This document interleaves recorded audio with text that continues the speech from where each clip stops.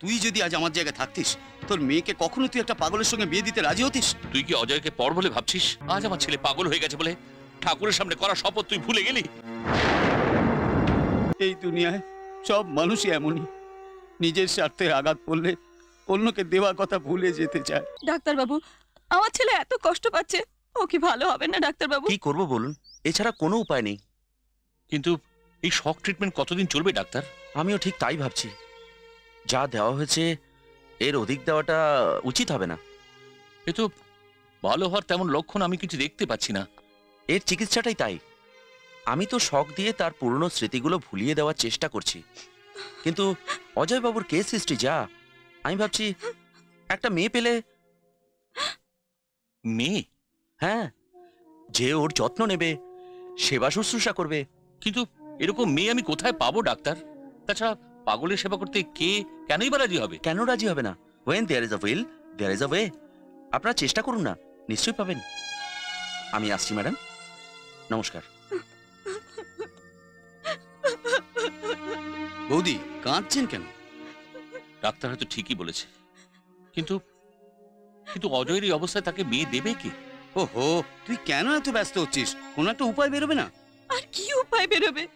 আরে বৌদি, অজয় তো আর জন্ম থেকেই পাগল ছিল না, একটা অ্যাক্সিডেন্টে পাগল হয়েছে। ডাক্তার যখন বলেছেন তখন নিশ্চয়ই ভালো হয়ে যাবে। তাহলে মেয়ে খুঁজতে অসুবিধা কোথায়? আমি আসছি বৌদি, গীতা কলেজ থেকে ফিরে আমার জন্য অপেক্ষা করবে। আমি আসছি।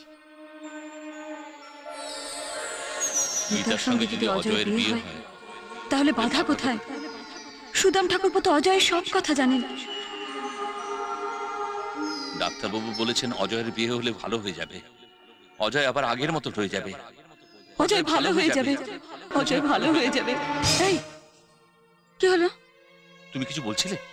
আমি বলছিলাম সুদামদার মেয়ে গীতার সঙ্গে আমার অজয়ের বিয়ের প্রস্তাব দিলে হয় না? আমি ঠিক সেই একই কথা ভাবছিলাম, কিন্তু সুদাম কি? ওহো, তুমি প্রস্তাবটা দিয়েই দেখো না। আমি আশ্চর্য হয়ে যাচ্ছি, তুই কি করে ভাবলি আমি এই প্রস্তাবে রাজি হব? আমি কি করে জেনে শুনে আমার মেয়েকে একটা পাগলের হাতে তুলে দেব? সুদাম, তুই কিছু মনে করিস না কেষ্ট, এ কথা বলতে আমি বাধ্য হয়েছি। আমি হচ্ছে একজন সামান্য কেরানি, একজন সেক্রেটারি ছেলের সঙ্গে আমার মেয়ের বিয়ে হলে আমার মান সম্মান বেড়ে যাবে, কিন্তু আমার গীতা সর্বনাশ হয়ে যাবে। ওর সুন্দর ভবিষ্যৎটা নষ্ট করে দেওয়ার অধিকার আমার নেই।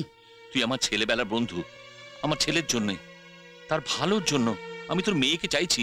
তুই এইটুকু উপকার আমার করতে পারবি না? তুই যদি আজ আমার জায়গায় থাকতিস, তোর মেয়েকে কখনো তুই একটা পাগলের সঙ্গে বিয়ে দিতে রাজি হতিস? তুই কি অজয়কে পর বলে ভাবছিস? অজয় কি তোর ছেলে নয়? বন্ধু হিসেবে তোকে এইটুকু অনুরোধ করার কি অধিকার আমার নেই? আমাকে তুই ভুল বুঝিস না কেষ্ট, আমি অপারক।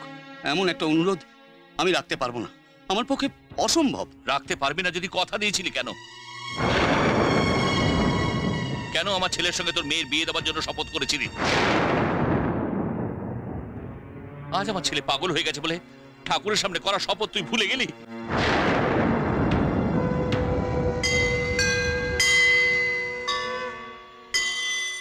কেষ্ট, লক্ষ্মী সেদিন গীতাকে জন্ম দেওয়ার পরেই পরপারে চলে গেল। সেদিন তোরা গীতাকে বাঁচিয়ে রাখার জন্য কত চেষ্টাই না করেছিলি। তুই আর শান্তি বৌদি ছিল বলে মেয়েটা আমার বেঁচে গেল। তোদের ঋণ আমি এই জীবনে শোধ করতে পারবো না। সুদাম, তুই এমন করে কেন বলছিস? হ্যাঁ রে কৃষ্ণ, গীতাকে তোরা নতুন জীবন দিয়েছিস। আজ থেকেও আমার মেয়েই নয়, তোদের বৌমা। সুদামদা, আমি ঠাকুরের সামনে শপথ করে বলছি, অজুর সঙ্গে গীতার বিয়ে নিশ্চয়ই দেব। আমাকে আমাকে তুই ক্ষমা করে দে রে কেষ্ট। আমি যে ভুল করতে যাচ্ছিলাম, ঈশ্বর কখনোই আমাকে ক্ষমা করতো না। সুদাম, শুধু আমি না রে, এই দুনিয়ায় সব মানুষই এমনই, নিজের স্বার্থে আঘাত পড়লে অন্যকে দেওয়া কথা ভুলে যেতে চায়। ভুল ঠিক কিচ্ছু বুঝতে চায় না। হ্যাঁ রে, গীতা তোরই মেয়ে, তোরই বৌমা, তাকে তোর ঘরে পাঠাতে আমি মানা করার কে? সুদাম। বাবা, বাবা, হ্যাঁ? এত চুপচাপ বসে আছো যে? আমি তোমার জন্য চা নিয়ে আসছি। না থাক।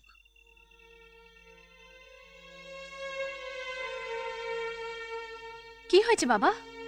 কি এত ভাবছো? বলবে না? অফিসে কিছু হয়েছে? না মা, সব ঠিক আছে। কি ঠিক আছে? তুমি সবাইকে ফাঁকি দিতে পারবে, কিন্তু তোমার মেয়ের চোখকে কখনো ফাঁকি দিতে পারবে না। তোমার মুখ বলছে তুমি কোনো চিন্তায় পড়েছো। না রে, তেমন কিছু নয়। বলো বাবা, বলো না। আমি একটা ধর্ম সংকটে পড়ে গেছি মা। আজ তোর মা বেঁচে থাকলে ওর মতামতটা তো নিতে পারতাম। বাবা, মা ডাকা তো দূর, মা কেমন জানি না। তুমি আমার বাবা মা সব কিছু। বলো না বাবা, কি হয়েছে?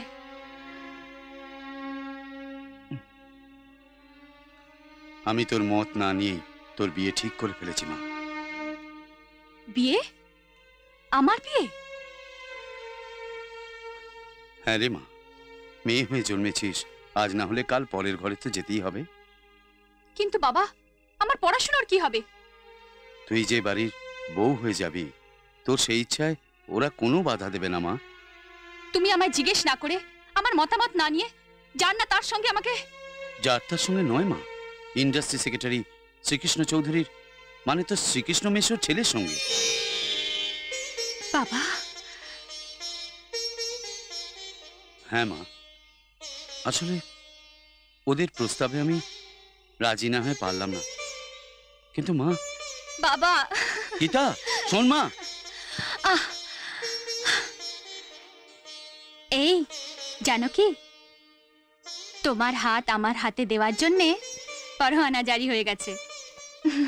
এমন আরো অনেক ভিডিও দেখতে এই চ্যানেলটি সাবস্ক্রাইব করে নিন এবং পাশের বেল আইকনটি প্রেস করে দিন।